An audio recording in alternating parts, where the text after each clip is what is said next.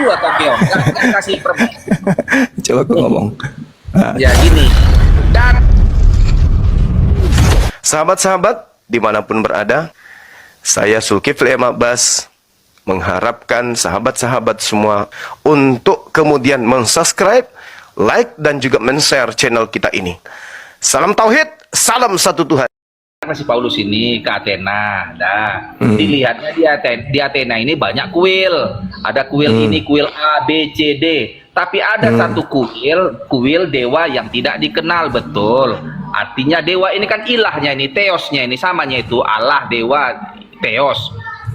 Jadi berjalan-jalan dari Paulus ini di Athena ini, di wilayah Athena dilihatnya banyak kuil, dibilangnya lah sama orang-orang Athena ini, oh orang Athena, aku melihat memang kalian ini taat beribadah sama dewa X, dewa Y, dewa Z, tapi aku melihat ada satu kuil sesembahan bagi dewa yang tidak dikenal. Nah, datanglah si Paulus bilang, kau jangan bilang aku dewa, aku bukan dewa, aku ini manusia biasa. Jangan kau bilang aku ini dewa yang turun jadi manusia, nggak benar itu. Yang ku beritakan ini adalah yang kau sembah, artinya dewa yang tidak kau kenal itu, itulah yang ku kenalkan sama kau, namanya Yesus Kristus. Kan begitu. Berarti selama ini sebentar dulu cuma. Jadi yang kau sembah selama politeos ini kan, politeosnya itu banyak dewa, banyak Tuhan, disembahnya Tuhan X, si Artemis, disembahnya si Zeus, disembahnya Poseidon. Ini nggak beres semua ini, Zeus, Poseidon, Artemis, nggak beres, bukan dewanya ini, dewa palsunya. Si yang tidak kau kenal, yang selama ini tidak kau kenal, yang tidak kau ketahui, tapi punya kekuatan, itu yang aku kenalkan sama kau, namanya Yesus Kristus.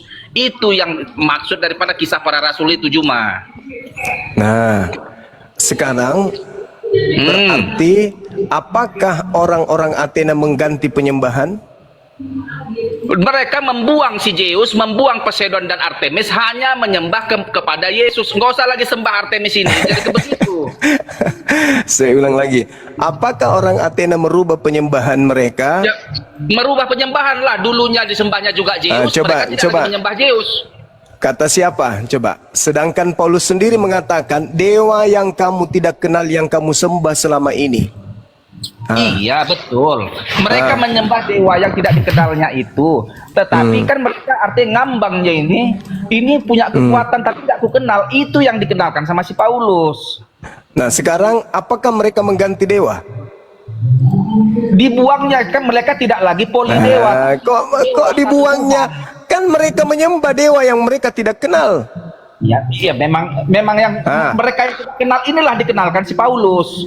Nah, sekarang dewa yang mereka tidak kenal ini, itu sekarang mereka sembah juga kan? Namanya Yesus Kristus lah jadinya. Nah, beda nggak dengan dewa yang mereka sembah selama ini? Akhirnya mereka mengenal dari yang tidak mengenal jadi mengenal setelah dikenalkan oleh Paulus. Beda nggak? Beda atau tidak? Ya beda lah dari si Zeus. Mereka tidak menyembah Deus. Masalah yang beda. Tidak beda. Yang tadinya mereka sembah, mereka tidak kenal. Sekarang mereka sudah mengenal, tapi penyembahan mereka itu mereka tidak berubah, tetap saja oknum yang mereka sembah itu. Betul? Jadi akhirnya mereka menyembah Yesus yang akhirnya mereka mengenal. Jangan kau bicara sendiri. Oh, jadi artinya dewa yang selama ini mereka sembah itu sudah benar, betul? Dewa yang selama ini mereka sembah sudah benar, Mas. Gimana? Gini dulu. Dewa yang tidak mereka kenal ini mereka mereka sudah sembah. Dari dulu disembahnya sih memang. Tetapi berarti Yesus yang kau sembah itu adalah dewa yang tidak dikenali oleh orang Yahudi, orang-orang Yunani yang mereka sudah sembah selama ini. Betul? Betul. Nah, berarti sembahanmu dengan nenek moyang orang Athena sembahannya sama, betul? Tapi bukan Zeus ya, bukan Artemis itu ya. Masola gila garambang. Sudah jelas-jelas yang mereka sembah itu adalah dewa yang mereka tidak kenal, agnostos, theos. Ada dewa yang mereka tidak kenal, betul. Selama ini nggak dikenalnya ini, tapi disembah. Tapi yang mereka sembah selama ini kan dewa-dewa itu kan. Sabar dulu kau. Mereka kan banyak kuil ini, ada kuil Zeus, ada kuil Hera, ada ini. Ada satu mereka ini semua dikenalnya ini. Zeus ini dikenalnya, Hades dikenalnya, Poseidon dikenalnya, tetapi ada satu yang nggak dikenalnya. Jadi datanglah si Paulus. Ini semua aku tidak rajin kali kau beribadah kau katanya. Tapi yang kau sembah ini kan kau nggak kenal ini mulai zaman Bahola ini. Inilah yang mau kenalkan sama kau yang maha kuasa ini katanya. Ini semua nggak beres ini. Poseidon apa Hera buang semua ke tong sampah ini. Akhirnya jadi satu lah, jadi Kristen lah mereka. Itulah di Yunani, Asia Kecil. Pertanyaan saya, apakah sembahan orang Athena dan sembahan orang Kristen itu sama? Dewa yang tidak mereka kenal itulah Yesus Kristus yang dikenalkan oleh Paulus. Iya, pertanyaan saya, apakah sama? Sama mana? Ya, mulai. Cari jurus untuk lari, cari jendela dia untuk kabur. Gini, Juno. Jangan Sembahan orang Athena dan sembahan Kristen itu sama. Maksudmu dewa yang tidak kenal itu sama dengan Yesus Yang jadi Kristen itu kan orang Athena. Yang jadi Kristen kan orang Roma. Nah, lalu satu lagi aku kritik kau Juma. Kau bilang ya, Yesus Kristus itu adalah dewa orang Roma. Dari mana kau pandai-pandaian? Lah, Paulus sendiri yang mengatakan kok, dewa yang kau sembah yang selama ini kau tidak kenal, aku datang memperkenalkannya dalam nama Kristus Yesus. Sebentar dulu Keong, sini kita tahu semua kau. Hai. Betapa nggak nyambung. Sini kau Mas Olang. Bahwa kau bilang dewa Romawi itu adalah Yesus Kristus, salah. Kenapa aku bilang Siapa salah? bilang salah? Bahwa dewa apa yang kamu sembah tanpa mengenalnya? Apa yang kau sembah tanpa mengenalnya? Apa yang kau sembah? Ada objek yang disembah, ada penyembah. Diam dulu. Ada yang menyembah, ada yang disembah. Apa yang disembah oleh orang Athena adalah dewa-dewa mereka sendiri. Bukan Tuhannya Yahudi yang mereka sembah, tapi dewa independen yang disembah oleh orang-orang Athena. Betul? Kok betul-betul sabar dulu, biar aku terangkan dulu. Jadi kau ingin mengatakan bahwa yang disembah oleh orang Athena yang Theos itu adalah sama dengan Tuhannya orang Yahudi? Sebentar. Kita masuk ke Romawi dulu kita. Sini. Kau bilang ngaco.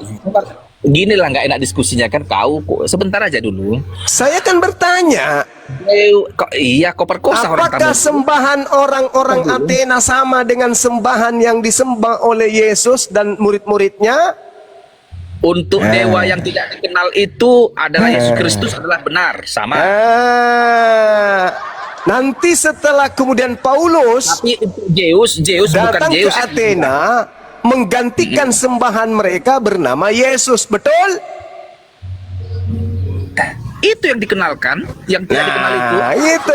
Berarti sembahan orang Athena dan sembahan orang Kristen sama, betul? Untuk Zeus tidak sama. Masuk lagi lah beda. Memang menurutmu tidak sama, tapi Paulus mengatakan apa yang kamu sembah tanpa mengenalnya, itulah yang kuperintahkan, itulah yang kuberitakan kemudian kepadamu. Berarti sembahan Kristen dan sembahan orang Athena itu sama, betul? Enggak mulai. Kenapa kamu tidak mau mengakui? Kenapa kau tidak mengakui sama? Kenapa? Karena kamu malu. Kalau kamu itu tahu sebenarnya orang-orang Athena itu menyembah dewa-dewa. Betul. Nah, gimana? Sebenarnya. Jadi kamu sudah sadar? Orang Yunani itu menyembah banyak dewa. Ya, banyak A, B, C, D, Z, banyak mereka menyembahnya. Tapi ada tapi ada satu dewa yang mereka tidak mengenal tapi ditaunya maha kuasa juga. Tapi disembahnya juga. Disembahnya juga, betul. Berarti sembahanmu dengan sembahan mereka orang-orang Yunani sama. Sebentar dulu, kenapa langsung kau apakan? Kau ngomong lah. Nah, berarti sama.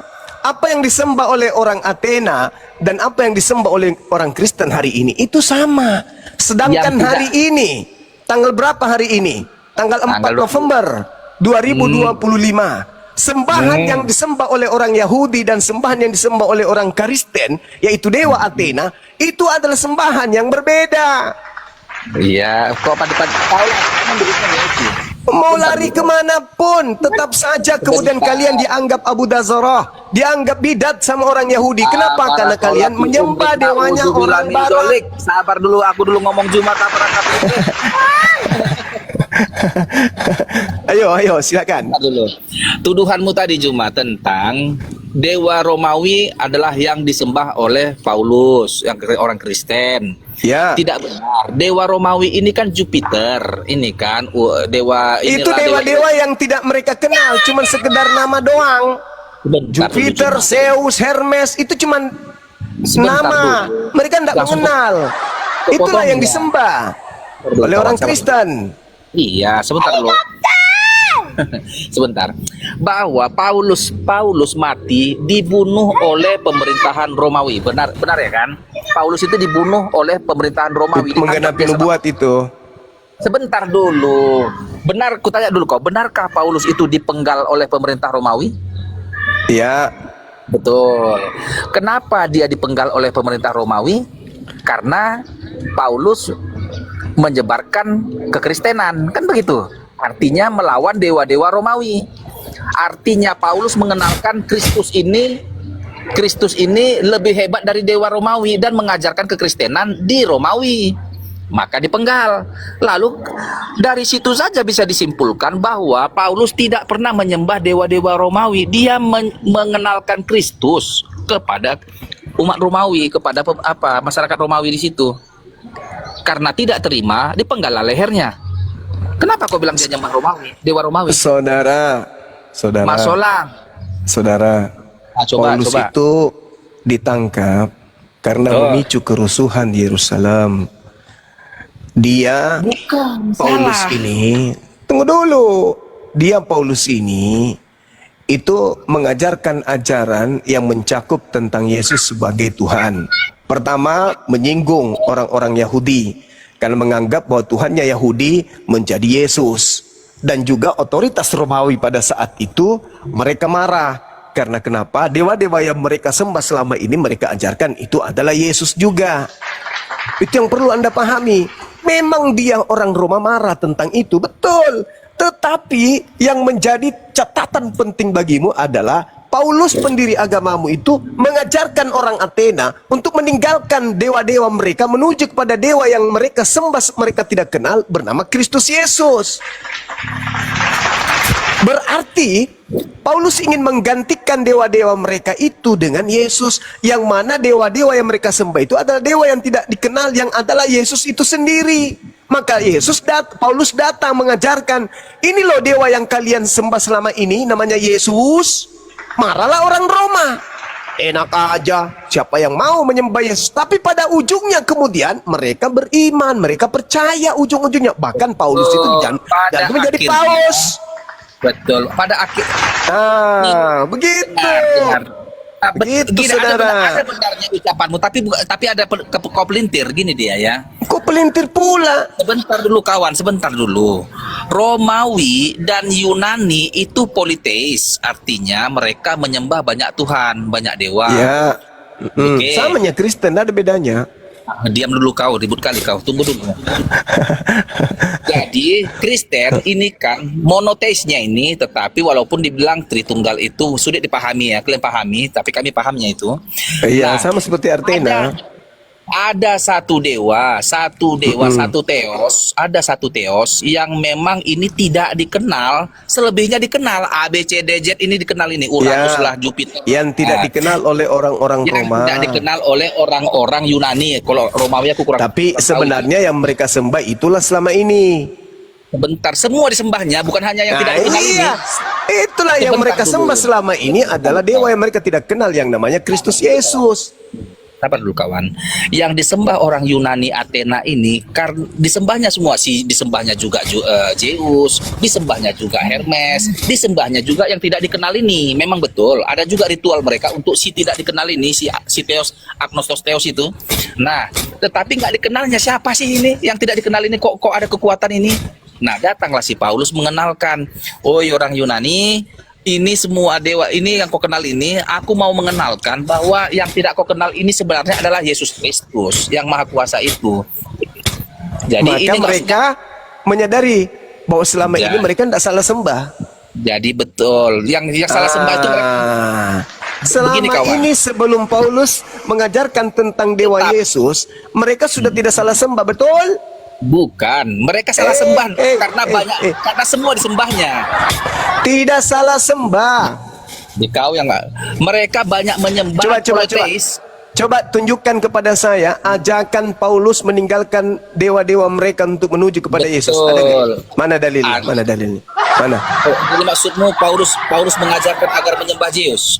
Iya, enggak. Paulus mengajarkan Tanya dulu meninggalkan kau. dewa-dewa mereka dan menuju kepada Yesus. Ada enggak? Akhirnya kan mereka enggak menyembah Zeus. Enggak ada. Kayak ditanya, Enggak Cuma-cuma. ada. Paulus malah menekankan bahwa yang kau sembah itu sudah betul. Tapi Yang kamu tidak tidak dikenali mengenalnya.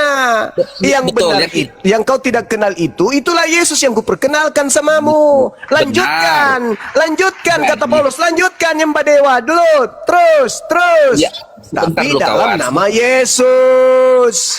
Jadi yang mereka tidak mengenal selama ini juga mereka tidak mengenal Kristus benar. Tetapi Mereka tidak mengenal agnostos theos, bukan Kristus. Jangan dibalik. agnostos theos Agnostos ini kan theos yang mereka sembah selama ini itu sudah benar. Itu sudah betul. Kata Iya, Paulus, sembahanmu, dengar aku dulu. melihat kamu itu begitu taat untuk beribadah. Itu sudah Iya. betul itu. Tetapi kali ini kau harus mengenal apa yang kau sembah itu. Yang kau sembah itu sebenarnya adalah Kristus Yesus. Bukan dewa baru, ini dewa lama.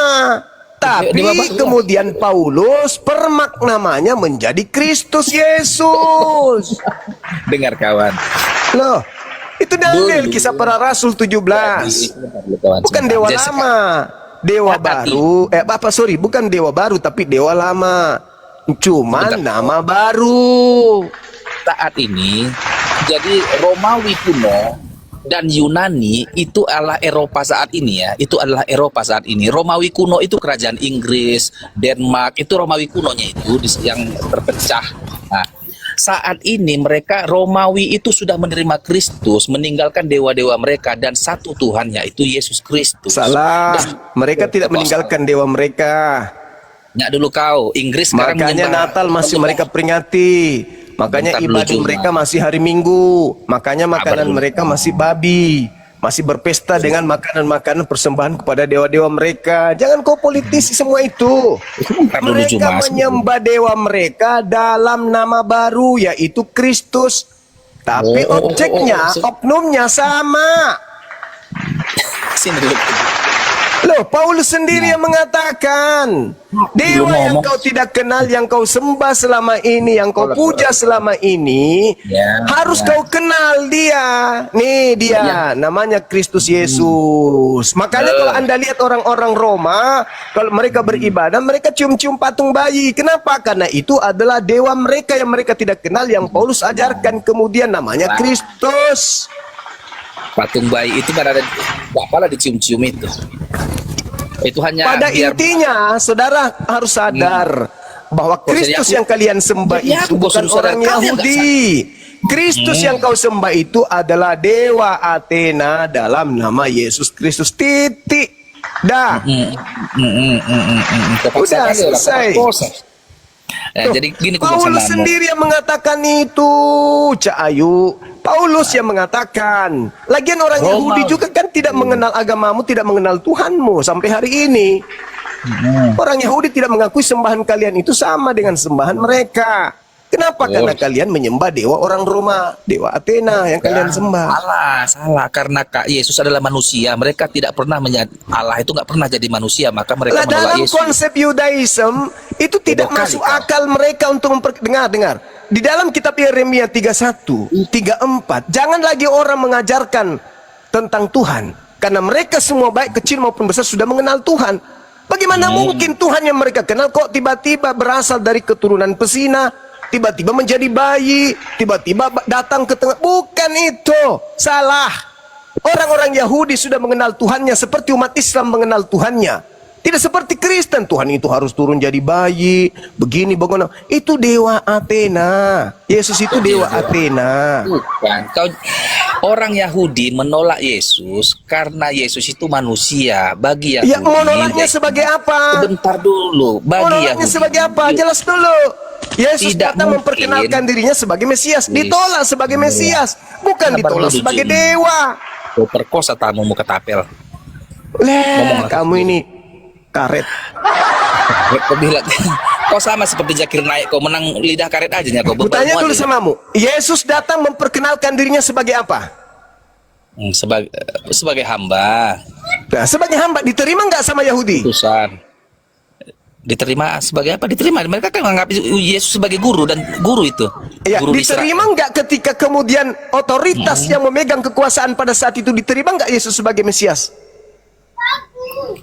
Awalnya kalau ada sebagian menerima, tapi orang tidak Kau menerima. ini sampai pada endingnya mereka ingin mengeksekusi mati karena mereka nggak percaya dia Mesias. Memang nggak percaya mereka Mesias, betul. Nah, lantas kenapa berubah menjadi nggak percaya menjadi dewa, tuyul? Loh, kok jadi dewa? Lah kamu mengatakan orang Yahudi tidak percaya kalau dia Tuhan. Dari mana ilmunya? Betul. Lalu Yesus sibuk mengajarkan aku utusan kok dari Tuhan pula Iya. ditolak. Kan begitu. Kamu ini sebagai seorang Kristen yang menyembah agnostos theos, seakan-akan Yesus itu datang sebagai dewa agnostos theos kepada orang Yahudi. Tidak. Yesus datang mengajarkan dirinya sebagai Mesias, orang yang diurapi selayaknya Hezekia, Daud, Saul, Salomo, Harun dan seterusnya. Ditolak. Datang Kristen, wah, Yesus Tuhan kami ditolak sebagai Tuhan oleh orang-orang. Pret. Ngarang aja terus. Kok jadi kau yang Di mana orang Yahudi menolak Yesus sebagai Tuhan, di mana? Hah? Di mana orang Yahudi menolak Yesus sebagai dewa, di mana? Di mana? Ada aja. Kan Orang pertanyaannya Yahudi menolak Yesus sebagai juru selamat, sebagai Mesias, selayaknya Harun, Iya. selayaknya Musa, ditolak. Oh, salah, Bukan ditolak enggak sebagai begitu. dewa. Masolang generasi. Yesus Enggak datang mengajarkan begitu. dirinya sebagai utusan, bukan sebagai dewa. Yang mengajarkan Yesus turun sebagai dewa itu Paulus. Kepada orang Roma, kepada orang Athena, bukan kepada orang Yahudi. Makanya Paulus mengatakan, aku diutus untuk orang non-Yahudi. Karena kalau kepada Yahudi, Paulus nggak bisa berbohong. Paulus nggak bisa nipu. Kan orang Yahudi sudah paham tentang Tuhan.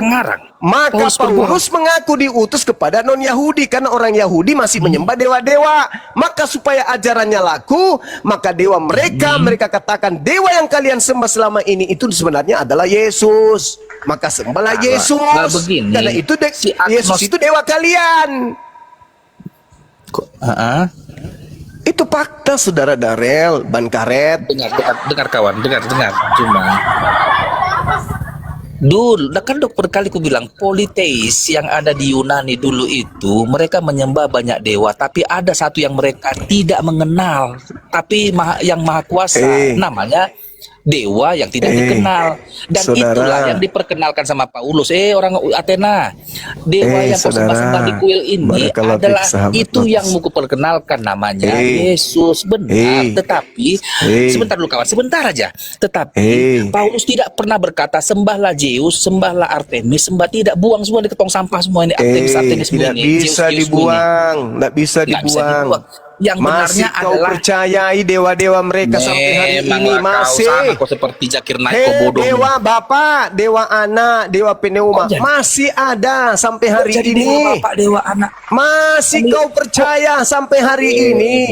Ada 3 dewa yang kalian sembah sampai hari ini. Begitulah bodoh semua apologi Islam ini. Hari ini orang Kristen masih menyembah 3 dewa dalam satu. Jangan kau bohongi kami. Kami paham betul. Kalian itu penyembah 3 dewa dalam satu dewa. Madura ini. Itu fakta, itu real. Kau menyembah kemudian yang disebut Bapa, kau menyembah yang disebut Anak, kau menyembah juga yang disebut Roh Pneuma. 3-tiganya ini adalah Tuhan kalian. Dewa-dewa yang disembah oleh orang Athena, orang Yunani. Ada dewa senior, ada dewa junior, dan juga ada dewa perempuan malah kalau kita berbicara terkait dengan ajaran politeisme terlebih dahulu. Ini harus paham. Makanya dengar saya. Makanya kemudian di dalam Wahyu 5 nomor 6 ajaran kemudian paganisme muncul di situ. Inilah ketujuh roh Theos yang diutus ke bumi. Jadi itu dewa-dewa lah itu masuknya itu. Yang Jelas Theos itu apa? Theos itu apa? Kepala kau. Apakah orang Roma, apakah orang Yahudi menyembah Theos? Kutanya dulu samamu. Apakah orang Yahudi menyembah Theos? Kutanya dulu samamu. Apakah orang Yahudi menyembah Theos? Ya, orang Yahudi menyembah Allah. Nah, beda. Orang Roma Yunani menyembah Theos. Sembahan orang Yahudi bukan Theos. Kau paham dulu di situ. Sedangkan orang Kristen ini menyembah Theos. Theos itu dewa. Orang Yahudi menyembah Elohim, tidak menyembah Theos. Kau harus paham itu. Kau harus ngerti itu. Bisa God. Theos itu bahasa Inggrisnya God. Bisa Allah. Itu suka-suka kamu. Yang jelas, ketika orang-orang Yahudi diajarkan, jangan kau menyembah kepada ilah lain. Ilah yang dimaksud itu adalah pneuma. Coba kamu lihat kemudian di dalam Yesaya 66 nomor 17 nomor 18 apa yang dikatakan oleh kitabnya Yahudi, menyembah kepada Theos, menyembah kepada Theos yang memuja-muja kemudian dewa taman-taman Theos. Theos yang dikatakan di situ Theos, bukan dikatakan Elohim atau Eloah atau Adonai, tidak. Jadi agnostos Theos yang diperkenalkan oleh orang Roma yang sedang berdampingan dengan orang-orang Yahudi itu berbeda dengan sembahan orang Yahudi yang mereka sebut Eloah. Eloah dan Theos adalah dua sembahan yang berbeda. Eloah adalah sembahan Abraham, sedangkan Theos adalah sembahan orang Roma Yunani kuno. Paulus kemudian datang merayu mereka. Kalau kemudian Paulus datang mengajarkan, Tuhan yang benar itu adalah Tuhannya Yahudi, itu tidak akan mungkin diterima ajarannya. Maka dia mengatakan apa? Aku datang memperkenalkan dewa kalian loh. Dewa kalian itu datang mengobrak-abrik tanah Israel. Dia membangkitkan orang mati dan disaksikan oleh apa? Kerajaan, oleh raja-raja sebagai perwakilan Imperium Romawi, Pilatus, Herodes. Mereka menyaksikan betapa Yesus Tuhan kalian, dewa kalian itu datang kemudian. Maka orang-orang itu percaya.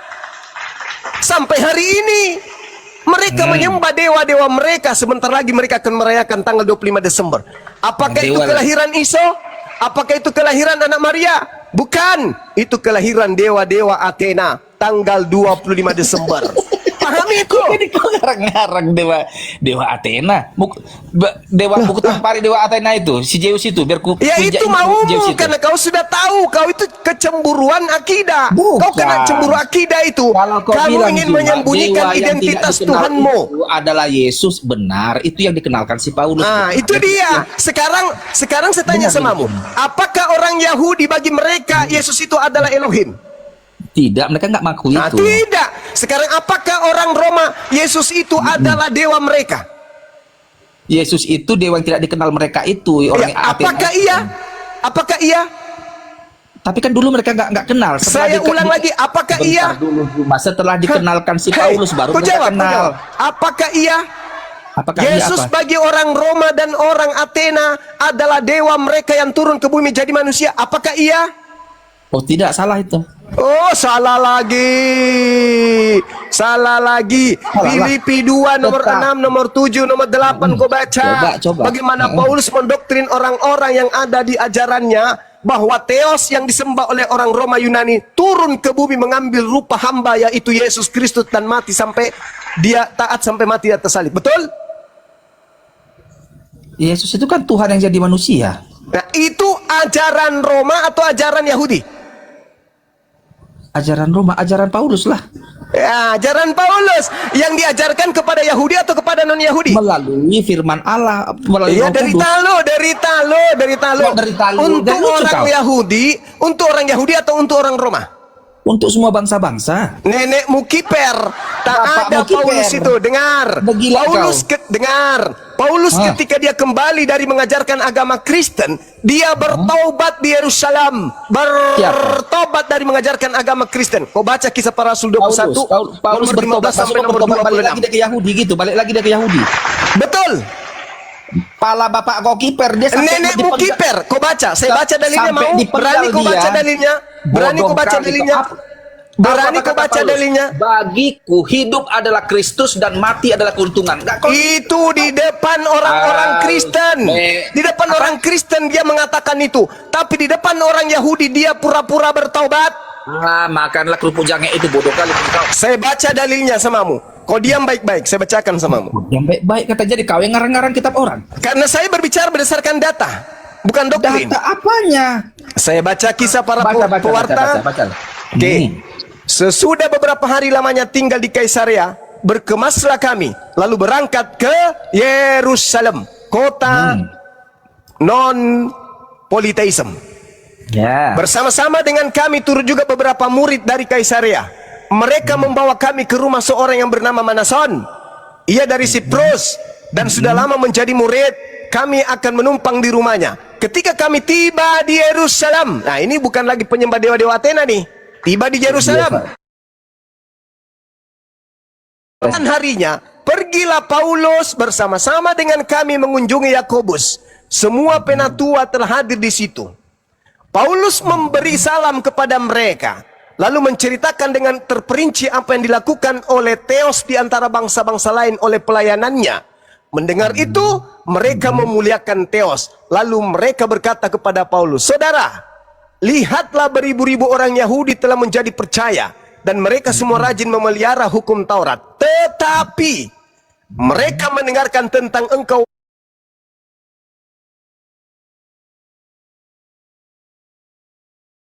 wahai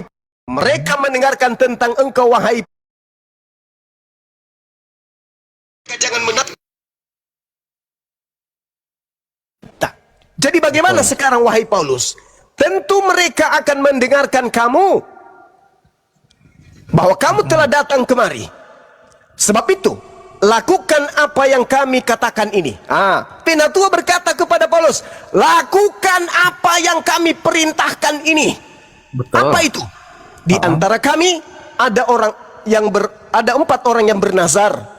Bawalah mereka bersama-sama dengan engkau. Lakukan pensucian dirimu. Lakukan pensucian, pentahiran dirimu.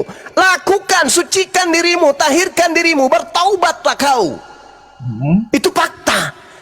Bersama-sama dengan mereka dan tanggunglah biaya mereka, sehingga mereka dapat mencukurkan rambutnya. Maka semua orang akan tahu bahwa segala kabar yang mereka dengar tentang engkau sama sekali tidak benar.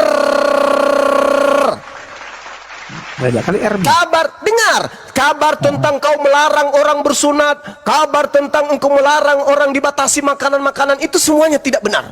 Anggaplah itu semua bohong. Melainkan bahwa engkau telah memelihara hukum Taurat, melainkan bahwa engkau tidak mengajarkan agama Kristen. Tetapi mengenai bangsa-bangsa lain yang telah menjadi percaya, supaya kami menuliskan putusan-putusan kami, yaitu mereka harus menjauhkan diri dari makanan yang tadinya dihalalkan. Pada keesokan harinya, Paulus membawa orang-orang itu serta dengan dia, dan Paulus mentahirkan dirinya bersama-sama dengan mereka. Lalu Paulus masuk ke dalam Baitullah atau Bait Suci untuk memberitahukan bila mana pentahiran akan selesai dan persembahan akan dipersembahkan untuk mereka masing-masing. Paulus masih melakukan persembahan, padahal di luar Kristen dia sudah mengajarkan kepada orang Kristen sekali saja persembahan, yaitu Yesus Kristus. Begitu dia balik ke Yerusalem, dia masih mempersembahkan kucuk. Persembahan Penyesat. apa yang sebentar. Penyesat. Apakah Ketika dia kembali ke Yerusalem, kenapa dia mentahirkan dirinya? Kalau ajaran Kristen itu benar, kenapa dia mentahirkan dirinya? apa yang dipersembahkan Paulus rupanya Saya tidak peduli persembahan Apakah apa dia memotong yang dia merpati dengar. atau anak domba? Kenapa dia mentahirkan dirinya? Kutanya dulu.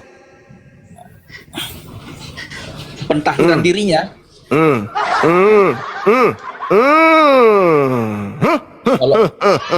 Kalau pentahiran dirinya aku kurang paham itu. Bagaimana kenapa dia mentahirkan dirinya? Tapi dengar sebentar. Inna lillahi wa inna ilaihi rajiun. Paulus pendiri Kristen ketika kepada orang Yahudi, aku adalah rasul yang paling baik di antara seluruh rasul. Akulah yang harus kau teladani. Begitu pulang ke Yerusalem jadi lontong sayur. Seperti kucing yang disiram air. Penipu, pembohong, penyesat. kembali ke Yerusalem, jangan ditahirkan iblis itu dirinya raja kembali. penuh Kemudian dia mempersembahkan persembahan untuk mensucikan dirinya kembali. Dasar penipu laknat, menyesatkan manusia. Oh tidak. Andai saja agama Kristen itu adalah agama benar, maka jangankan dia yang ditahirkan, dia justru akan mengatakan kepada Yakobus, saudara kandungnya Yesus, hei Yakobus, saudara kandungnya Tuhannya orang Romawi bernama Yesus. Aja semua berkumpul orang Yerusalem, aja. Baptis dia dalam nama Dewa Bapa, Dewa Anak, dan Dewa Roh. Sebutkan mereka bahwa mereka adalah Kristen sekarang ini. Rubah sinagoge menjadi gereja tempat kita menyembah Pret. Malah dia seperti sayur lontong basi. Malah dia kemudian ditobatkan, ditahirkan. Malah dia bayar juga 4 orang yang bernasar itu. Pret. Lalu masuk ke rumah ibadahnya orang Yahudi dan mengatakan, pentahiran akan selesai Doro, dan persembahan akan dipersembahkan untuk mereka masing-masing. Pret. Kampret. Padahal dia yang sudah merubah kemudian persembahan orang-orang Yahudi menjadi persembahan orang Yunani, mempersembahkan 1 kali saja untuk dosa-dosa kita, bahkan bukan untuk dosa kita saja, tapi dosa seluruh dunia. Pret. Terus kenapa dia mentahirkan diri? Tanya dulu. Kenapa? Pret. Kenapa dia mentahirkan diri? Coba. Kalau agama Kristen itu benar, kenapa dia mentahirkan diri? Ulang generasi, udah gila kau, cuma tenang dulu kau. Kenapa Paulus bertobat dari ajaran Kristen? Kenapa aku tanya? Apa? Mana ada tobat dari ajaran Kristen? Dia sampai mati dia tetap Kristen kok. Paulus mengatakan, orang-orang yang ada pada saat itu, Yakobus, semua penatua hadir pada saat itu. Bagaimana ini Paulus? Bagaimana sekarang? Tentang mereka yang akan mendengarkan bahwa engkau kembali ke sini, di mana mereka menurut mereka, kau itu penyesat. Kau sudah menyesatkan kemudian orang-orang Yahudi. Makanya di Kisah Para Rasul 24 nomor 5 dikatakan, Paulus ini adalah penyakit sampar yang telah menyesatkan orang-orang Yahudi di seluruh dunia yang beradab. Penyesat dia ini. Begitu balik ke Yerusalem, ketepek halilintar. Masuklah dia kemudian, hei Paulus, sini kau, duduk. Kami mendengarkan kamu di luar sana menghalalkan makanan yang diharamkan oleh agama Yahudi. Betul? Kamu melarang mereka bersunat. Betul? Aduh, bagaimana ini sekarang? Kau akan hancur ini. Lalu bagaimana Pak? Tolong saya Pak. Ya, apa solusinya Pak? Sekarang juga ada orang 4. Dengar, ada 4 orang yang punya nazar. Kau panggil dia, kau ajak dia, kau bayarkan kemudian nazarnya, lalu kau bersama-sama mentahirkan diri kalian. Sanggup nggak kau Paulus? Iya sanggup paman. Apa yang terjadi kemudian? Apa yang terjadi pada hari berikutnya? Dengar. Pada hari berikutnya, Paulus, pendiri agama Kristen yang menyembah kepada dewa-dewa Athena, membawa orang-orang itu serta dengan dia, dan Paulus mentahirkan diri. Kutanya dulu, Paulus mentahirkan diri dari apa? Mentahirkan diri itu kan mensucikan apa itu? Membersihkan diri. Macam sholat kau. Paulus mentahirkan diri dari apa? Kalau itu aku kurang tahu dari apa. Paulus mentahirkan diri dari mengajarkan agama Kristen, tidak bersunat, makan babi dan seterusnya. Carikan itu baik-baik. Salah. Bagaimana ini sekarang? Mereka telah mendengarkan tentang engkau, bahwa engkau telah datang kemari. Sebab itu kau melakukan apa yang kami katakan. Di antara kami ada 4 orang bernasar. Kenapa bisa demikian? Karena dia telah mendengarkan bahwa kamu telah mengajarkan semua orang Yahudi yang tinggal di antara bangsa-bangsa asing untuk melepaskan hukum Taurat. Orang-orang di sini mendengarkan kamu mengajak orang-orang Israel, orang-orang Yahudi di luar sana untuk melepaskan hukum Taurat. Demi untuk mengajarkan agama Kristen, kau ajarkan begini di luar sana. Tidak ada orang yang dibenarkan karena menjalankan hukum Taurat. Apabila kamu masih mengharapkan ada kebenaran dalam hukum Taurat, maka sia-sialah kematian Yesus. Dengan matinya Yesus di tiang salib, Yesus telah membatalkan hukum Taurat beserta segala ketetapan yang ada di dalamnya. Begitu masuk ke Yerusalem, Orang-orang mendengarkan kamu mengajarkan orang-orang Yahudi yang tinggal di bangsa asing untuk melepaskan hukum Musa ya, hukum Taurat ya. Iya. Kamu mengajarkan agar anak-anak mereka jangan lagi disunat ya. Iya. Kamu mengajarkan agar mereka jangan lagi hidup sesuai dengan adat istiadat kita ya. Iya. Bagaimana sekarang? Iya, bagaimana Pak? Jadi sekarang bagaimana? Iya, sekarang tolong saya Pak. Bagaimana Pak? Begini Paulus, begini. Supaya kamu itu tidak dihukum Paulus, supaya kau itu tidak disalib Paulus, kau sekarang tahirkan dirimu bersama dengan 4 orang yang bernasab. Sanggup kau, Dek? Sanggup, Paman. Maka keesokan harinya Paulus membawa 4 orang itu beserta dengan dirinya, dan Paulus mentahirkan diri. Paulus mentobatkan dirinya, Paulus mentahirkan dirinya dari ajaran membatalkan hukum Taurat. Dari ajaran mengajarkan jangan bersunat dan makan babi. Dari situlah Paulus bertobat. Makanya saya katakan samamu, kenapa orang Kristen tidak sibuk dengan Paulus, siapa bapaknya, siapa mamanya, siapa kakeknya? Karena sebenarnya Paulus itu cuman alat untuk menyembah dewanya orang Roma, Athena. Itu real. Kau kehilangan Paulus, kau kehilangan arah tentang Paulus, apalagi tentang Yesus. Sekarang kalian Natalan, tahun baruan, melahirkan kemudian ajaran memperingati bangkitnya Tuhan dari kubur, lahirnya Tuhan kemudian dari rahim Maria, dan seterusnya bla bla bla bla bla bla, dan kekristenan. Semua itu adalah konsep Roma Yunani, bukan konsep Yahudi. Sadarilah itu, sadarilah itu. Yang datang mengajarkan di Nusantara ini tentang kekristenan itu bukan orang Yahudi, tetapi orang-orang barat, penyembah dewa-dewa Roma Yunani dalam nama Yesus Kristus. Pahami itu, sadari itu. Saya kira cukup demikian kajian kita pada siang hari ini. Mudah-mudahan saudara Darel tidak lagi menjadi karet, tapi menjadi bubur. Demikian. Masolang generasi kau kan, iyalah, apalah mau bilang, nggak terlawan kau, karet kali lidahmu cuma, nggak bisa kau kasih kesempatan.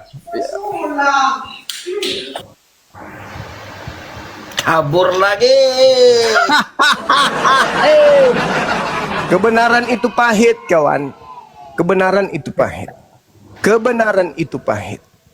Makanya Al-Quran itu mengatakan kepada kami umat Islam, faqatilu awliya asyaitan. Perangilah saudara-saudara setan. Kami bukan membenci. Bukan. Kami tidak membenci kalian. Kata Al-Quran, innal ladhina kafaru sawa'un alaihim a'anzartahum am lam tunzirhum la yu'minun. Sesungguhnya orang-orang kafir sama saja bagi mereka. Apakah engkau beri peringatan atau tidak engkau beri peringatan, mereka tidak akan beriman. Itu orang-orang kafir. Khatamallah ala qulubihim wa ala sam'ihim. Allah telah mengunci hati dan pendengaran mereka, juga mengunci penglihatan mereka, dan mereka dapat azab yang sangat berat. Walahum azabun azim. Wa minan nas may yaqulu amanna billah wa bil yaumil akhir wa ma hum bimu'minin. Itu yang Anda harus paham, bahwa kami umat Islam beriman kepada Allah dan hari akhir.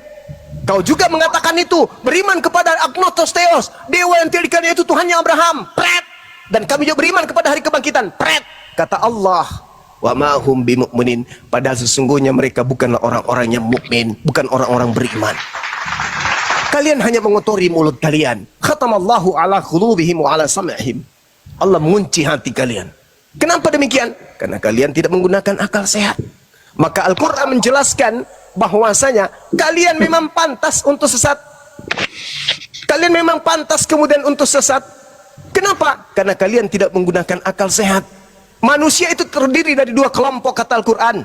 Bahwa kita manusia ini terdiri dari 2 kelompok, itu disebabkan karena kita sendiri. Kita yang memilih jalan kita sendiri, bukan Tuhan yang menetapkan jalan kita. Kita dikasih jalan oleh Allah. Fariqan hada wa fariqan haqqa alaihimud dalalah. Sekelompok manusia diberi Allah petunjuk. Kenapa? Karena mereka menggunakan akal sehat. Dan sebagian lagi pantas untuk sesat. Kenapa? Karena mereka tidak menggunakan akal sehat. Mereka beragama, mereka punya keyakinan, mereka mengatakan ini adalah petunjuk. Wa yahsabuna annahum muhtadun. Ini adalah petunjuk Tuhan yang benar. Apa itu? Menyembah Kristus. Pret. Mana dalilnya? Mana ajaran Yesus untuk menyembah dirinya? Mana firman Tuhan Elohim yang datang kepada baginda Nabi Musa alaihissalam? Mana dalilnya? Bahwa ajaran yang mendapatkan petunjuk adalah menyembah oknum yang bernama Kristus. Mana dalil? Tak ada dalil. Tak ada dalil. Wa yahsabuna annahum muhtadun. Kalian menyangka bahwasanya kalian mendapatkan petunjuk. Maka kemudian Al-Quran menyeru kepada seluruh umat manusia. Ya Bani Adam, wahai Bani Adam, jangan lagi kamu kemudian mau disesatkan oleh iblis sebagaimana iblis kemudian menyesatkan ayah ibu kalian. Ya Bani Adam, la yaftinannakum syaitan kama akhraja abawaikum minal jannah yanzi'u anhuma libasahuma yuriyahuma sawatihima. Jangan.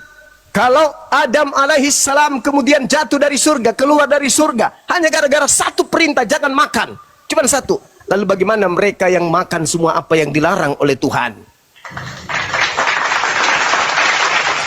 Sekira begitu saudara-saudaraku, ya anak-anak sekalian yang mau belajar apologetika Islam, apologet Kristen, wajib hukumnya kalian membekali diri kalian dengan materi-materi seperti ini. Bahwa Paulus ketika kembali ke Yerusalem, Paulusnya bertobat dari mengajarkan makan babi, mengajarkan tidak bersunat. Dalil Kisah Para Rasul 21 nomor 15 sampai nomor 26. Jadi kita tidak mengada-ngada. Saya kira begitu. Silakan diambil alih. Makasih.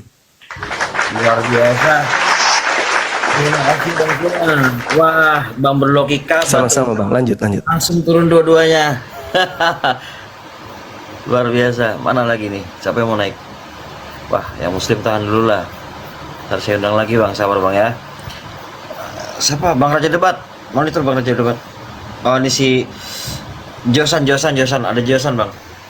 Oke, selamat siang Bro Josan. Silakan berdiskusi dengan santun, dengan elok ya. Silakan Bro Josan, buka mic-nya, jangan ditutup mic-nya. Bro Josun. Selamat siang. Selamat siang. Ya, silakan. Selamat pagi, selamat siang, selamat malam. Iya, oke. Silakan Bro Jason. Enggak sih, saya hanya mau tanya, tapi di luar konteks keagamaan bisa ya? Boleh. Gimana Pak nih? Zuma, selamat pagi, Oh, ya. selamat siang Pak Zuma. Oke. Iya, selamat siang. Ya Pak Zuma, bagaimana ini di luar konteks keagamaan ya? Iya. Rezeki itu memang sudah diatur ya sama Tuhan ya kepada setiap manusia. Tetapi bagaimana tips dari Bang Zuma agar orang itu bisa hidup dengan sejahtera dalam konteks ini di luar keagamaan ya Pak? Baik, terima kasih Pak Zuma. Apa ini? Saya belum nangkap Bang. Gimana maksudnya gimana? Begini Pak. Ya. Orang hidup itu kan butuh proses ya Pak. Betul. Dia untuk mencapai suatu kesuksesan, cita-cita atau apapun itu kan butuh kesuksesan. Nah, pertanyaan saya kepada Pak, bagaimana supaya orang itu bisa memenuhi ekspektasinya untuk bisa memenuhi kebutuhan dan juga separuh keinginan. Saya nggak bisa bilang semua keinginan karena apa? Kalau kita berbicara semua keinginan, manusia itu belum tentu tidak akan puas dengan apa yang ada, gitu loh. Gitu Pak Zuma. Iya. Jadi betapa banyak orang kemudian yang mencapai puncak kejayaan materi, pendidikan, ekonomi, politik, dan seterusnya. Tapi ujung-ujungnya mereka merasa hampa. Kenapa? Karena ada ruang kosong yang tidak terisi di dalam hatinya. Apa itu? Bertuhan kepada Sang Khalik yang telah mengadakan dirinya di atas muka bumi ini. Maka suksesnya ketika manusia itu bisa dikatakan sukses, ketika manusia itu bisa mendudukkan dirinya sebagai hamba kepada Tuhan yang betul. Orang yang kemudian sampai kepada level ini, materi bukan ukuran, harta bukan ukuran, tahta bukan ukuran, wanita bukan ukuran, Tapi yang menjadi kemudian acuan kepuasan keberhasilan hidupnya adalah ketika dia mampu memanage dirinya untuk kemudian tunduk kepada pencipta langit dan bumi. Itu yang betul. Maka dalam kisi-kisi ini, orang yang berhasil menata hidupnya adalah orang yang bisa mendudukkan kemudian bahwa manusia itu adalah makhluk, dan di ufuk yang berbeda, Tuhan itu adalah Khalik yang tidak tersentuh oleh dimensi waktu dan ruang. Ini orang yang selalu menjaga kemudian marwah hidupnya sebagai manusia. Langkahnya tertata, ucapannya tertata, perbuatannya tertata, langkahnya tertata. Kenapa? Karena selalu bersama dengan Tuhannya. Ketika dia kaya, yang ada dalam benaknya infak, sedekah, membantu si miskin. Ketika dia sakit, yang ada kemudian senyum, karena menganggap ini adalah penggugur dosanya. Tak ada ruang negatif dalam hidupnya. Itulah orang yang sukses dalam hidup. Ketika dia beragama, jaminan agamanya tentang keselamatannya nyata, absolut, konkret, tertata, sistematis, dan bukan sebuah ilusi. Ketika kemudian dia menjadi seorang ayah, maka dia menjalankan posisinya sebagai ayah untuk menuntun keluarganya agar terhindar dari kecelakaan dunia dan kecelakaan akhirat. Ketika dia menjadi seorang pegawai, maka dia menjadi seorang pegawai yang taat kepada pimpinannya dan tunduk kepada Tuhannya, sehingga dia yang ada dalam hidupnya hanya senyum, bahagia, dan kemudian sejahtera. Itu hanya bisa didapatkan dalam dinul Islam. Makanya Anda lihat ke barat, kurang apa kehidupan ekonomi mereka? Kurang apa kehidupan strata kehidupan manusia di barat? Kurang apa? Tapi ujung-ujungnya mereka hampa, bukan? Ujung-ujungnya mereka meninggalkan rumah ibadah, bukan? Kenapa? Karena di situ nggak ada Tuhan mereka temukan. Yang mereka temukan hanya ilusi, halusinasi, khurafat.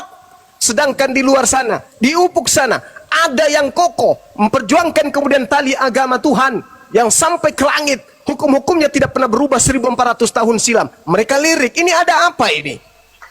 Ada apa di ufuk timur sana? Ada apa? Lama kemudian mereka berenung, ternyata kehidupan duniawi sifatnya hanya semu dan sementara, hanya merupakan senda gurau biasa. Yang benar adalah ketika orang itu mampu mendudukkan dirinya sebagai hamba dan hidup rukun dalam keadaannya dalam pangkuan ilahi. Itu baru bahagia. Itu baru sukses. Ketika sedikit-sedikit ada Allah, sedikit-sedikit ada Allah, ada Allah, ada Allah, ada Allah. Itu baru kehidupan yang sukses. Sekarang kalau saya mengatakan ada Yesus, ada Yesus, itu mah cerita 2000 tahun yang lalu. Ada Yesus, itu pun cuma di sana. Tapi bagaimana cerita yang kita bisa menghadirkan? Dia sosok manusia, dia makhluk, dia ciptaan, tak berdaya kemudian. Tidak memuaskan batin kita. Apa yang terjadi? Lahirlah yang disebut kecemburuan akidah. Satu hal sebelum saya akhiri. Apa bukti bahwa antara Islam dan Kristen itu ada kecemburuan akidah? Umat Islam tidak pernah membuat blog di internet, tidak pernah membuat kemudian link, tidak pernah membuat tulisan-tulisan yang mengatasnamakan Kristen tapi isinya Islam, atau mengatasnamakan Islam tapi isinya Kristen. Satu, umat Islam tidak pernah membuat buku itu untuk menjebak orang-orang di luar Islam untuk masuk Islam. Umat Islam tidak pernah tampil berpura-pura menjadi pendeta untuk sekedar untuk menyesatkan orang-orang di luar Islam untuk masuk ke dalam Islam. Umat Islam tidak pernah menerjemahkan Al-Quran kitabnya untuk seakan-akan seperti kitabnya orang di luar Islam, supaya orang di luar Islam bisa masuk dalam Islam. Orang Islam tidak perlu mendirikan sebuah sekolah untuk mempelajari tentang kristenisasi agar orang-orang Islam bisa melancarkan aksi memualafkan kemudian. Tak ada. Kenapa? Karena dalam ajaran agama Islam tak ada yang disebut kecemburuan akidah. Apa yang bisa kami cemburukan dari kalian? Kalian menyembah 3 Tuhan, kalian menyembah makhluk Tuhan, kalian menyembah kepada sosok yang kami kenal sebagai ciptaan Tuhan, utusan Tuhan, Nabi Tuhan, Rasul Tuhan. Kalian mengkitabkan sebuah kitab yang dikatakan kitab kami sebagai tulisan manusia-manusia biasa. Apa yang membuat kami cemburu? Tak ada. Yang ada adalah kasihan. Sebaliknya, di sisi yang berbeda, kalian cemburu melihat umat Islam ketika ada lantunan Allahu Akbar, Allahu Akbar. semua bisnis berhenti, semua jabatan hilang, semua pangkat hilang, semua upaya hilang, semua menjadi lemah di hadapan Tuhan. Mereka berbondong-bondong masuk masjid, sujud di hadapan Tuhannya, cemburu. Pada bulan puasa, kami berbondong-bondong meramaikan pasar, meramaikan mal-mal untuk belanja dan seterusnya dan seterusnya. Dan itu terjadi 30 hari lamanya. Apa yang terjadi? Kecemburuan akidah. Ketika kitab suci kami masih melantunkan original teksnya, kalian malah sibuk revisi terjemahan, revisi terjemahan, revisi terjemahan. Kecemburuan akidah. Ketika kemudian umat Islam sibuk membacakan Al-Quran, menanamkan akidah Al-Quran kepada anak-anaknya, kalian justru sibuk kemudian merevisi terjemahan dan menggunakan istilah-istilah Bible yang bersumber dari Al-Quran. Kecemburuan, kecemburuan akidah. Kalian melihat kami merayakan Idul Fitri, Idul Adha, kurban-kurban yang kami persembahkan sebagaimana yang telah diajarkan oleh Nabi-Nabi, bahkan yang ada tertulis dalam kitabmu. Sementara kalian Natalan, kalian tahun baruan, kalian kemudian memperingati ajaran-ajaran dalam agama Kristen kalian. Di dalam kitab kalian tak ada, kosong ajaran itu. Yang terjadi Banyak muncul kali lagi cakap kecemburuan akidah. Jadi saudara, umat Islam itu puas dengan agamanya. Kitab sucinya dikenal oleh pembawa agamanya, pencipta langit dan bumi yang disembah juga mengenal Qur'annya, segala aspek yang menjadi tuntunan, runutan, hasil daripada keislaman seseorang, semuanya mendapatkan legitimasi dan validasi dari Tuhan pencipta langit dan bumi yang mereka sembah, dan juga utusan Tuhan yang bernama Nabi Muhammad SAW. Puas kami dalam Islam ini, tak ada kecemburuan akidah. Sedangkan kalian, tengoklah, kalian menuhankan sosok Kristus. Adakah Kristus yang disebut Yesus mengajarkan menyembah dirinya? Tak ada. Kalian ibadah minggu. Adakah Yesus kemudian mengajarkan ibadah minggu? Kalian makan babi. Adakah Yesus mengajarkan makan babi? Kalian kemudian percaya kepada Paulus. Adakah Yesus mengenal Paulus? Semua yang kalian lakukan sebagai rutinitas ibadah sama sekali melahirkan bukan ketenangan, tapi yang ada adalah kecemburuan akidah. Maka yang muncul pada endingnya adalah Kristen selalu berusaha untuk memurtadkan umat Islam, sedangkan umat Islam selonong boy duduk di teras rumah, minum kopi sambil kipas-kipas membaca Al-Quran tanpa harus menjadi berpura-pura Kristen untuk mengislamkan orang Kristen. Subhanallah. Itulah fakta kebahagiaan. Jadi pencapaian kehidupan manusia hanya bisa ditemukan melalui dinul Islam, ajaran Islam. Allahu Akbar. Silakan. Ngomong terus kau. Tapi kan kau disuruh bertanya, saya disuruh menjelaskan. Ya ngomonglah. Tapi kan Islam disebarkan dengan pedang. Saudaraku. Loh, kata ustadzmu. Betul. Betul itu. Sudah. Betul. Saya jelaskan. Ketika Nabi Musa alaihi salam datang, apakah ajarannya kemudian langgeng sampai hari ini? Tidak. Yesus datang. Apakah ajaran Yesus langgeng sampai hari ini? Tidak. Yang penting ajaran Musa dengan pedang. Kisah Para Rasul 3 nomor 22 nomor 23. Bukankah di dalam kitab Tauratmu dikatakan bahwa seorang nabi akan diutus oleh pencipta langit dan bumi yang sama seperti Musa, dan akan terjadi dan akan terjadi. Apa itu? Siapapun yang tidak mendengarkan nabi tersebut akan dibunuh, akan dibasmi, akan dilenyapkan. Kenapa? Nabi Musa ketika ada yang menghalang di depannya, Nabi Musa diperintahkan, bunuh, jangan kau biarkan apapun yang bernapas di hadapanmu. Kepung. Kenapa bisa demikian? Karena manusia cenderung kepada kesesatan. Maka untuk menegakkan kebenaran perlu jihad, perlu perjuangan, juang dengan tenaga, juang dengan ekonomi, juang dengan waktu, juang dengan pemikiran, juang dengan berdialog seperti ini. Karena kalau tidak, maka iblis akan berkuasa atas kebenaran. Ingat, iblis selalu ingin menghancurkan kebenaran. Maka harus ada yang menegakkan kebenaran itu agar iblis itu bisa dikebiri, bisa habis, bisa minoritas, bisa hancur, bisa tergulung, dan bisa kemudian terhapuskan di bumi pertiwi ini. Itu jelas itu. Jadi kalau Islam harus ditegakkan memang. Faktanya sekarang, sabar dulu, 10 detik. Faktanya sekarang, 10 detik. Faktanya sekarang adalah, Anda boleh ngomong nanti 4 jam atau 2 tahun berturut-turut tanpa ada yang mengganti. Dengarkan, faktanya sekarang, ketika Nusantara ini sepi dengan Islam, sepi dengan Kristen, yang ada hanyalah ajaran politeisme atau ajaran animisme. Islam datang ke Nusantara, memeluk Nusantara dengan kasih sayang, dengan lembut.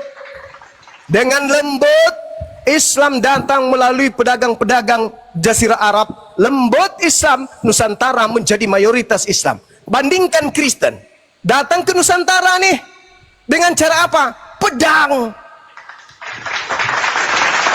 Penjajahan, pembunuhan, penekanan, teror. Dimiskinkan orang Nusantara ini, dibodohkan kemudian orang Nusantara ini, ditakutkan mencekam orang Nusantara ini, baru kemudian mengutus para misionaris untuk memurtadkan menjadi Kristen. Itu fakta real, itu real, itu real. Tidak bisa kemudian saudara Grit bantah. Demikian. Majapahit dan Kerajaan Sunda itu gimana? Itu siapa yang membuat mereka hancur, Pak? Itu politik. Iya, Itu coba politik belajar sejarah di antara lagi. kerajaan. Itu politik Bagaimana antar kerajaan. kerajaan di Sumatera itu Tapi yang hancur? pasti kemudian mereka damai sejahtera setelah memeluk Bagaimana, Islam. Pak? Coba dijelaskan. Kerajaan Sunda, Kerajaan Majapahit itu dihancurkan. Mereka kemudian sebelum Islam datang mereka sudah berperang. Enggak, saya bertanya, siapa yang hancurkan, Pak?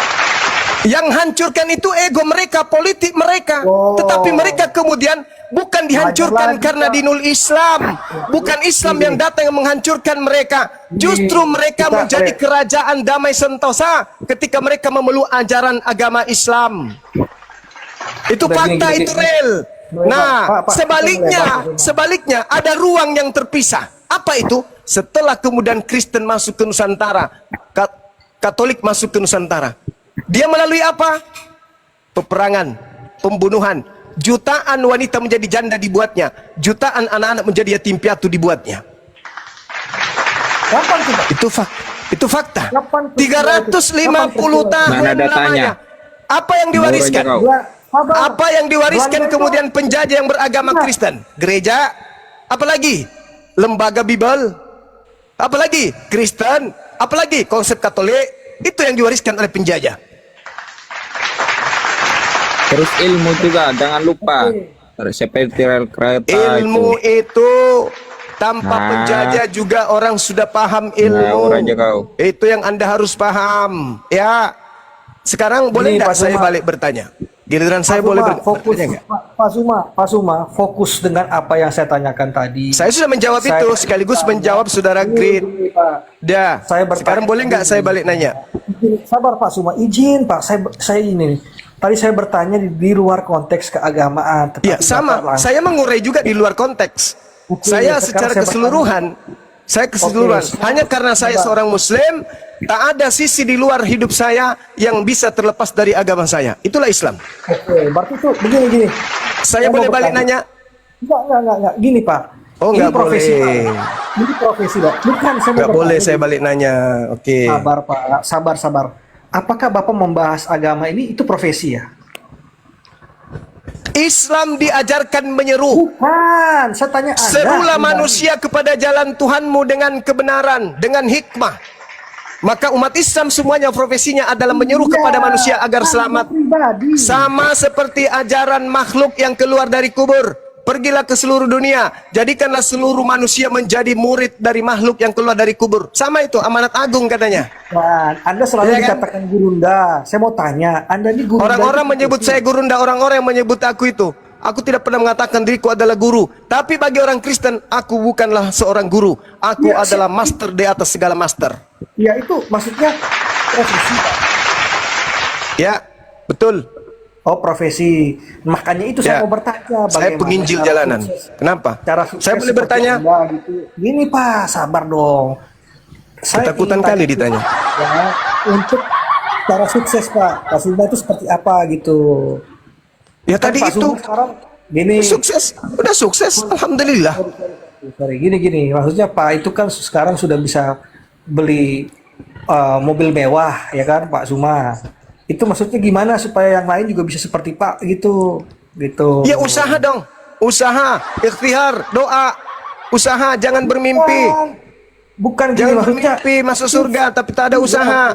Hanya dengan mengatakan halilintar masuk surga itu mimpi.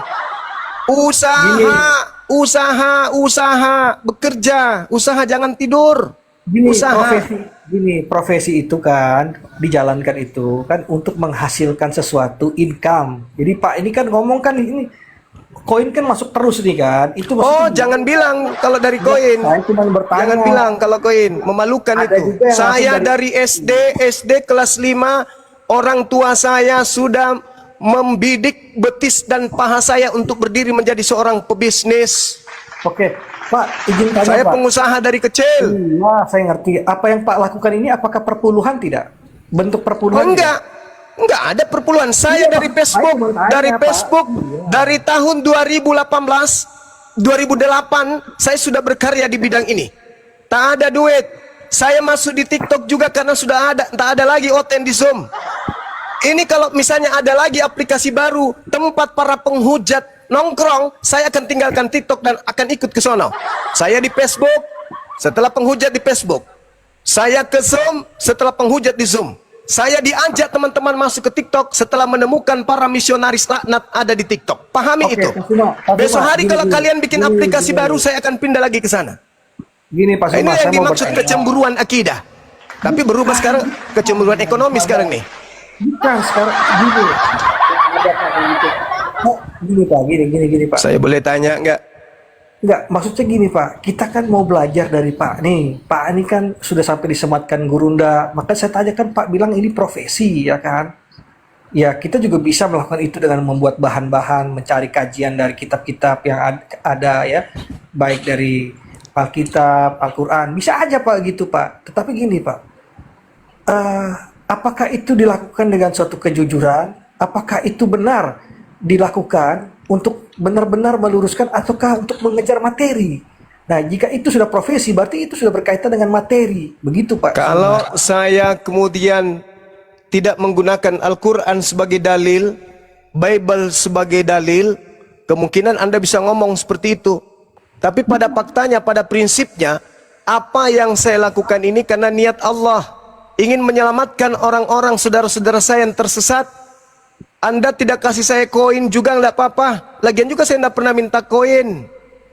Dan yang memberikan koin juga adalah umat Islam, bukan orang Kristen. Mereka memberi ikhlas. Jadi bukan karena itu. Saya bicara dari jam 7 subuh, jam 7 pagi, sampai jam 3 subuh, bahkan jam 4 subuh. Anda bayar saya 50.000. Sementara saya pebisnis. Saya properti bisnisnya, saya developer, saya pengembang. Ratusan rumah saya harus jual. Iya, ngerti Pak. Nah itu dia makanya jangan melarikan ke arah bisnis. Ini mah cemburu ekonomi jadinya. Bukan cemburu gini. Kan di apa medsos ini kan dikenal Zuma sama siapa namanya tuh Edis ya, Edis TV, dua orang nih. Nah, Zuma sama Edis. Nah, Zuma sama Edis ini kan dikenal. Jadi gini Pak, maksud saya bagaimana kalian berdua ini? Apakah kalian berdua ini Jangan sama-samakan saya dengan Edis. Nggak level. Udah izin Bang Zuma. Ini Saya kalau mau koin saya tinggal ngomong sama netizen. Ini ada 1.200. Teman-teman sekalian, saya mau beli obat. Tolong kirim gift. Cuman ngomong kayak gitu berhamburan gift. Tapi apakah pernah saya lakukan itu? Pernah nggak saya lakukan itu? Nggak pernah saya lakukan itu. Oke, sekarang gini, saya minta sama Pak Suma. Tolong dong nih, coba dibuatin sampai 2.000 nih koin saya, coba. Bisa nggak? Oh, saya nggak begitu. Saya bukan Edis. Saya bukan kalian. Saya bukan kalian yang menggunakan akun bodong mengatasnamakan Bang Zuma. Berapa banyak akun dari Oten namanya Bang Zuma? Untuk apa? Menipu orang. Menipu kemudian orang supaya dapatkan gift. Pura-pura jadi Muslim, pura-pura jadi Bang Zuma demi untuk dapatkan gift. Itu di kalian. Di saya enggak. Bukan begitu caranya. Mau tahu? Anak yatim piatu yang saya besarkan dari nol, itu ada 14 orang sekarang nih. Belum lagi di MMCI. Ada puluhan orang di sana yang harus makan. Belum lagi tukang di perumahan saya itu ada puluhan yang harus makan di sana. Terus saya di sini cari koin gitu. Cari koin untuk menghidupi orang ratusan yang makan dari tangan saya. Izin Bang Zuma. Aneh. Josun, kamu niatnya diskusi apa enggak? Kamu enggak mau diskusinya di sini. Iya, Gini. silakan diskusi. Saya balik nanya, kalau diskusi saya balik nanya. Boleh gini. Nggak usah omong-omong tentang kebaikan kita, Pak.